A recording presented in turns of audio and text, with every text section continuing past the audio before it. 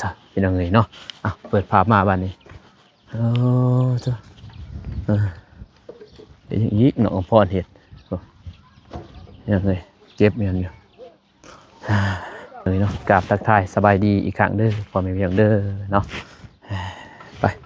มื้อนี้กายังอยู่บ้านห้างเป็นยังไงเนาะโอ้มีแต่เห็ดเฮือนใหม่หมดเจ้านี่กาแฟบุฟเฟ่มีราคาเป็นยังไงเนาะอันนี้ราคาหลายเห็ดเฮือน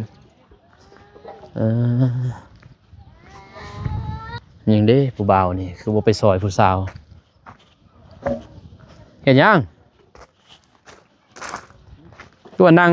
คือบ่ไปซอยพูดผู้สาวย่อใหม่เสาอยู่นี่เสายังอีกฮะโทรมาหลักกาแฟอีกเลยเขารักกาแฟอีกเลยป้าโทเมื่อจักซอบเลยก็ฮุบประมาณเทละคุไปนะป้าโทโดยสบายดีบ่โกเด้อเทละคุโพดโพเนาะมือที่สี่เลย3-4ตากแล้วมืดก้อนเมแล้วกลางคืนเมแล้วก็นอนเผาวันนี้กลางเว้นเมื่อเช้าหันเอาอีกเอาเขาหูคนอยู่ใกล้ๆเห็นไหมคือบ่ตากอยู่เฮือนจ้ะฮะหน้าเฮือนมีเดินแต่อยู่มันมีเดินแต่คนรักเลยใกล้ๆเห็นเลยนะซื้อกล้องวงจรซะตัว500,000สิได้ทุกคนอ๋อเบิ่งเซยหอดพี่ก็ยังเบิ่งได้ตัว500,000 500,000หรือล้านหนึ่งก็ซื้อลงทุนเบิ่งจับคนซะมันแล้วให้มันไห้คือเยือนน้องเมฆกันวากมันถ้าจับได้นี่ก็บ่มุนโลดบ่มุนดอกมีแต่ว่าเอาไปในบ้านเพิ่นนั่นแหละตามกฎระเบียบแล้วพี่น้องเอ้ยเนาะจับได้นี่ตามสาหอดในบ้านเลยมุนเติบทำว่าจับได้โพดเด้คนขี้รักพี่น้องเอ้ยเนาะโอ้น้องพรเอาพื้นมาใส่เยอะนี่ไผขับรถฮะโอ้ดนใหญ่เลยบ่ดังพื้นนี่บ่ดังตัวนี้เลยบ่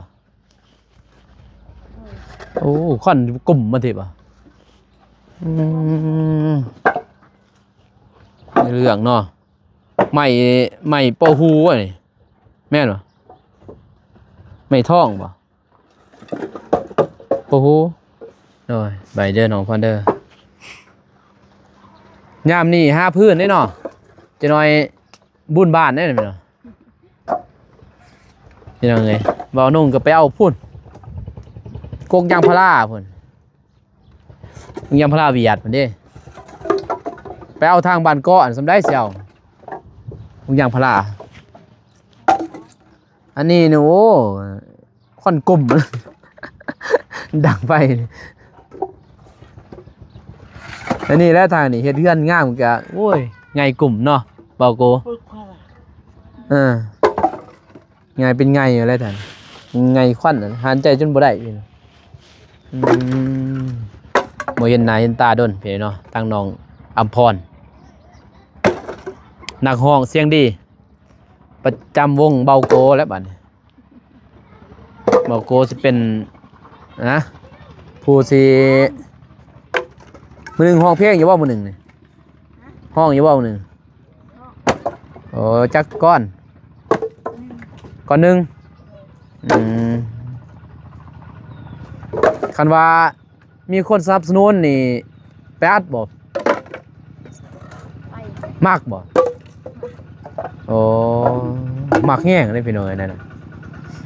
อยากเป็นนักร้องนั่นเนาะบ่แท้อยากเป็นนักร้องแม่นบ่ชักเรียนเนี่ยเรียน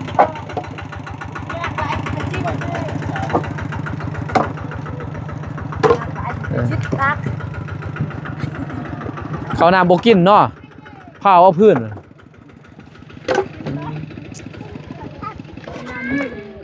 ้ำพุ่นนี่ฮะพื้นเนี้ยยามนี่เอาไว้ได้เนาะแต่นี่มันโดกโพดพี่น้องเอ้ยเนาะ มันเป็นทานอยู่บ่เนาะมีทานอยู่บ่โอ้เนาะใกล้อยู่บ่ไปเอานี่พ่นกับผ้าเว้ยพ่นเอาลงไว้พ่นว่ะ ใกล้เติบบ่ทางพุ่นบ่วิทย์นั่นบ่ไปทางพุ่นบ่โอ้พุ่นรูปคอยบุญส้มพุ่นปลาไก่อะโอ้นั่นไม้นั่นดอกไม้อยู่ไม้ขี้เล็กบ่จักไม้ก็ขี้เล็กอันนี้แม่น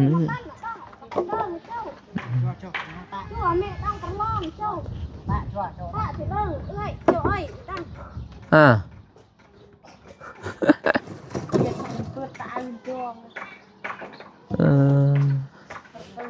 เปื่อย พวนโตก็คือเก่าเลยเนาะฮะหน่อยเดียวมันก็เปียกจนบ่มีบนไหวพี่น้องพื้นนี่กรอกกระลางมันมีใส่เต่าเรื่องอยู่มีเงินซื้อทานก็ดีแต่เฮาบ่มีเงินก็แน่นี่เลยขุดแล้วนี่ขุดลงมันบ่อนี่ล่มเด้ ยับหน้า นั่นแหละยันเด็กน้อยแหละถือเด็กน้อยผู้บ่าวก็บ่ลงซอย ไง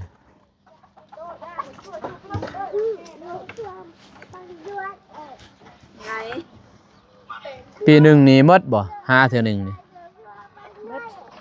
หาครูปีเนาะ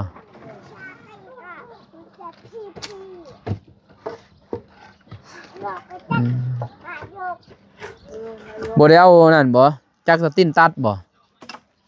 เอาควรนี่บ่ใส่ควรนี่บ่เรื่อยๆใส่ผ้านี่อ้าวเจ็บมือวะ 3-4แล้วนี่ระวังได้หม้อหัว หม้อหัวล้านจะได้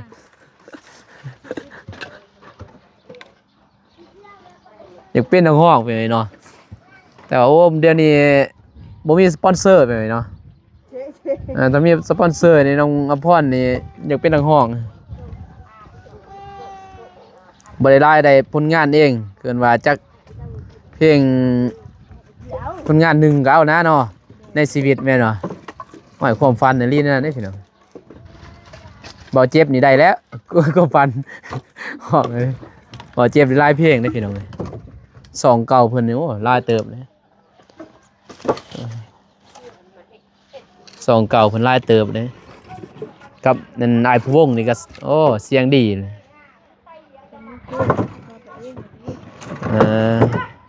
ไปงานบ้านใดเนาะพอได้ห้องนี่โอ้ให้บ่เจ็บนี่นะแต่งให้มักสไตล์แบบใดไปลูกทุ่งบ่หรือว่าอินดี้ลูกทุ่งอินดี้บ่ฮะ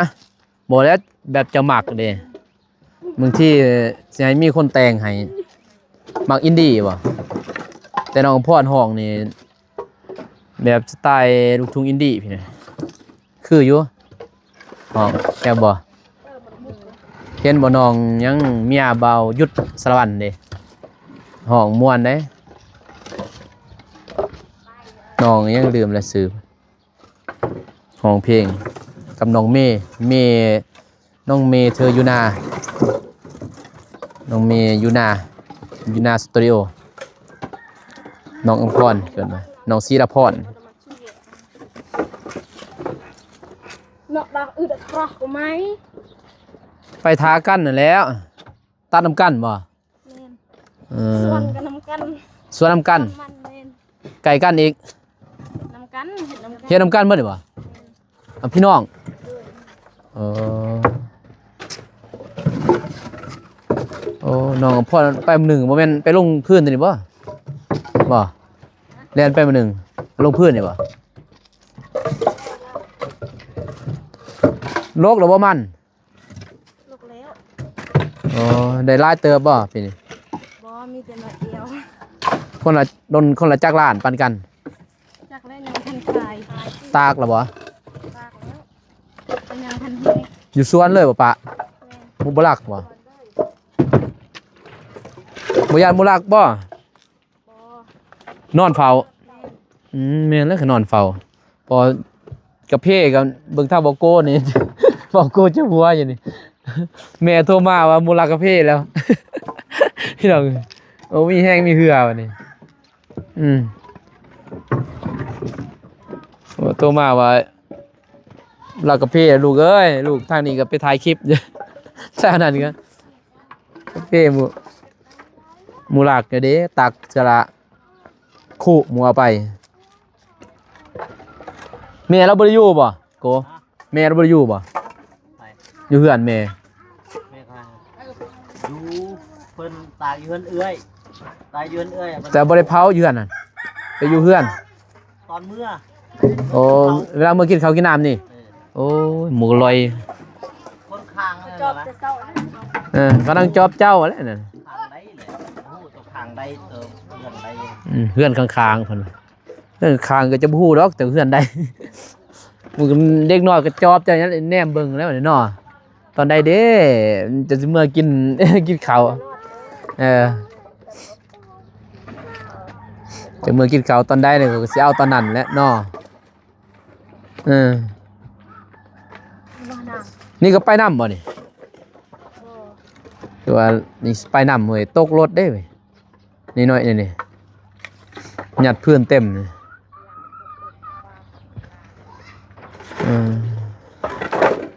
ยากพี่น้องเอ้ยเพื่อนเที่ยวคนชนบทนี่นั่นนี่แหละบัดบ่มีใหม่จิสิหาอีหยังละบาดสิดังบ่ ตัดเสื้อกับตัดกาแฟแล้วน่ะตัดกาแฟเอา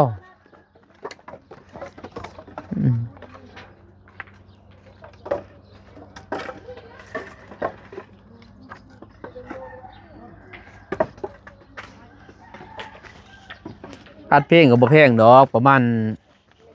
ล้านหนึงไทยMVก็สำนันแหล้วล้านหนึงมีอยู่ว่าสปอนเซอร์จังหน่อยสปอนเซอร์เข้ามา แต่ว่าตัวธรรมดาได้พี่น้องเอ้ยตอนนั้นเลยบีทขึ้นมาเบสยังแบบมิกอีซ้ำกับธรรมดาเด้ถ้าไปบนเกินว่าขายใหญ่บ่ได้ดอกล้านหนึง ระดับ6-7 ล้านแล้ว10 ล้านมันยักกันถ่าย MV นำแน่ก็ไว้หลัก20,000นู่นนะเบาเตียงหมด20,000นู่นนะ20,000เงินบาทเองเป็นหมื่นบ่ได้จะบ่ลาวหมดหอยหมดยังหมดไปถ่าย MV ก็กินเด้ซื้อนั่นซื้อนี่ ก็ถ่ายไปเลยเนาะหมดเป็นหมื่นบัดมามันมีเงินสปอนเซอร์ก็แค่นี้พี่น้องเบาเตียงจกเงินเองแหละอัดเพลงล่ะ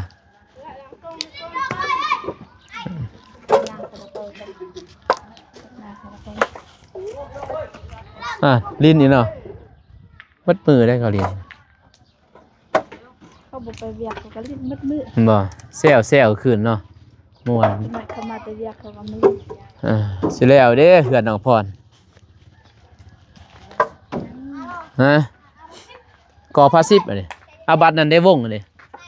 วงมีหรือบ่วง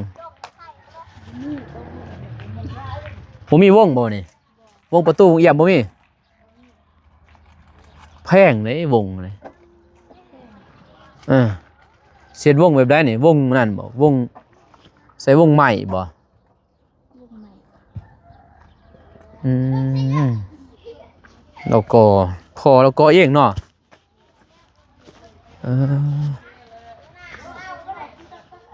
พี่ยังนี่พี่มิกบ่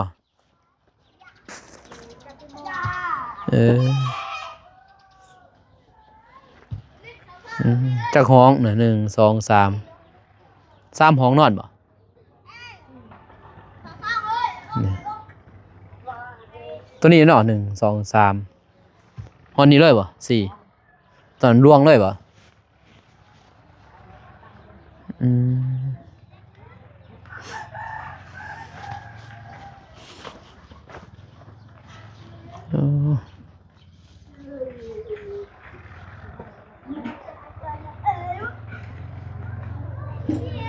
เศร้านี่คือขดอะไรเศร้าภายในมีโม่เองเนาะพี่น้องใส่โม่คือแตกเนาะเลือดเบาหนุกกันนี่แหละแตกนี่แหละเลือดไหนแตกเจ้าเอาเห็นบ่บุทูคู่เนาะเลยถ้าให้หมดสุดนี่เอาข้าวดิน10 ปลายป่ะอ๋อตัวเบาหนุ่งสิบ่หมดปานนั้นบ่บัดนี้10 ปลายล้านพี่น้องเอ้ย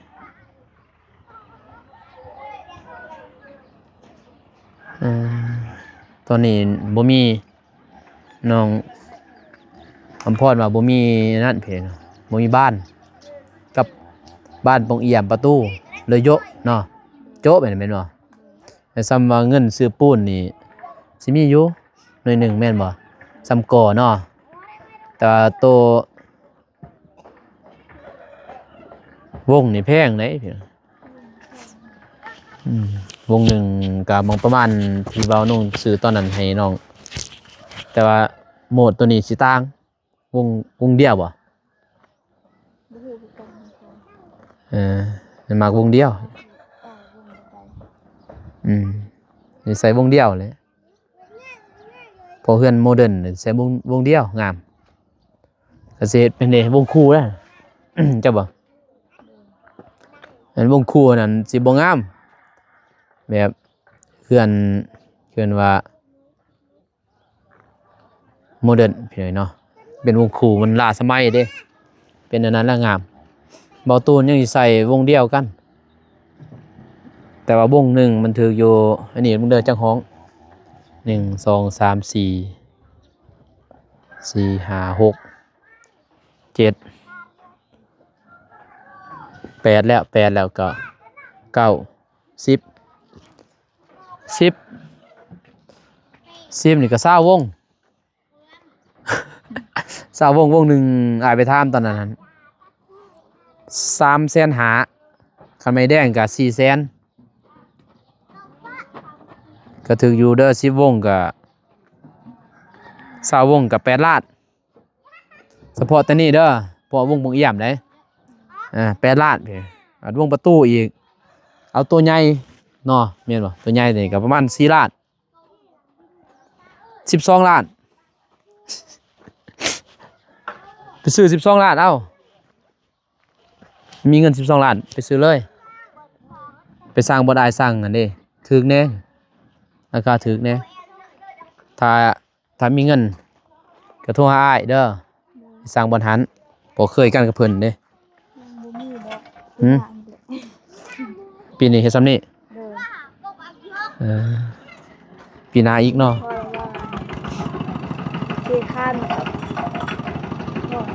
เทคานไว้นี้คันส่วนว่าปะวงเนาะสิซื้อเลขนี่อีกเลขนี่สิบ่พอเราเฮ็ดผู้เดียวหรอบ่โอ้ยผู้เดียวเมื่อยกับอายน้ำแน่บ่บัดอายกับบางทีก็ไปก้านเราเป็นทหารบ่ล่ะฮะเราบ่ได้เป็นทหารบ่อายผู้หนึงบ่เป็นทหาร2 คนว่ะโอเคพี่น้องเอ้ยเนาะว่าลงก็สิเดินทางไปก่อนบ่ได้ซื้อหยังมาฝากพี่น้องเอ้ยเนาะน้องอภรเด้อมื้อหน้ามื้อไหนสิไปเยี่ยมยามมีหยังถ้าว่า FC อยากซอยพี่เนาะอยากเฮ็ดเรือนเฮ็ดบ้านให้น้องอภรพี่น้องหรือว่าอยากซอยก็ให้ความฝันน้องอภรได้เป็นนักร้องก็ยินดีเด้อพี่น้องเด้อนี่ติดต่อทางประธานโกพี่น้องเอ้ยเพิ่นสิอัดเพลงให้ก่อนมีอยู่ท่าแต้งก็มีพี่น้องบ่อัดเพลงแต่ว่าต้องหาเพลงก่อนสิอัด ต้องแต่งเพลงให้ก่อนมักเพลงไปได้ก็ได้แม่นบ่แต่ว่าบ่น้องพรนี่แบบลูกทุ่งอินดี้พี่คักของมันสิมี เสียงแบบโอ้คักนะฟังเสียงน้องเพิ่นได้เรื่องแต่ว่าลูกทุ่งนี่ก็ได้อยู่แต่ว่าคันลูกทุ่งก็ต้องลูกทุ่งแบบหวานๆแต่บ่เนื้อหวานๆคือเนื้ออกหักดังนี่ บ่เจ็บยัง 30,000 ป้ายไปเด้คนเบิ่ง โอ้ย 37,000บ่แม่นน้อยเด้ เจ็บกับบ่ม โดยเพลงหยังเสียงแคนเสียงแคนอย่างนี้เนาะจังซั่นหน่อยเด้ออยู่ดีมีแห้งเด้อโอกาสหน้าจังย่ำๆน้องไม้พี่เนาะเพื่อนน้องนี่ยังหลายพี่เนาะบ่พอพี่น้องตอนนี้ก็เลยหยุดโจ๊ะพี่เนาะหาเงินก่อนตอนนี้หาบจากบ่ายแล้ว3-4ซื้อวงมาเนาะซื้อเทื่อละวงเอารับจ้าง3มื้อได้วงหนึง มื้อละแสนเนาะบ่โกเนาะวงหนึง300,000เด้แต่บนอ้ายซื้อได้วง300,000ถ้าบนอยู่นอกก็ซื้อวง150,000เด้อไม้แดงมาไม่แค่นหินตอนนั้นอันเอาอยู่ใส่350,000อยู่นั่นแม่นละ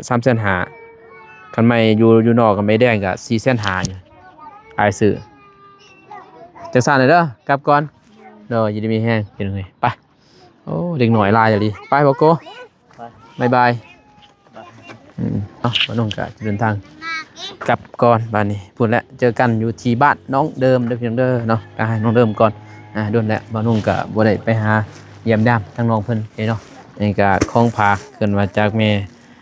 พิมพ์เพิ่นนั่นแหละเนี่ยเป็นทางเบาโกเป็นสะพานบุญเนาะแต่ว่าเพิ่นมาอุดหนุนในหันเบาน้องเนาะก่อนเมื่อก็ขอขอบใจทางแม่พิมพ์เด้อเนาะขอให้อยู่ดีมีแฮงความเจ็บอย่าได้ความไข้มีขอให้อยู่ดีมีแฮงหมดความครอบครัวเด้อแม่เด้อเนาะสุขภาพร่างกายแข็งแรงพี่น้องเอ้ยเนาะคลิปนี้ว่าน้องกาสิจบเพียงนี้ก่อนพอแม่เนาะพอๆกันในคลิปหน้าเด้อคลิปนี้ขอกล่าวคำว่าสบายดีพี่น้องเอ้ยไปบ๊ายบายFC บ๊ายบายนั่งเบิ่งพี่น้องเอ้ยบ๊ายบายโอเคบ๊ายบายไปพี่น้องเอ้ย